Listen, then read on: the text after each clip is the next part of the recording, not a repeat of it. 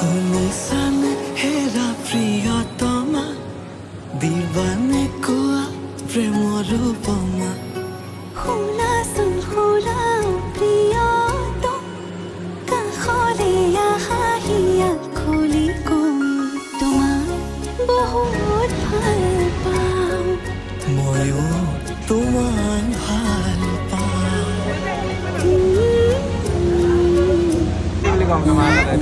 La la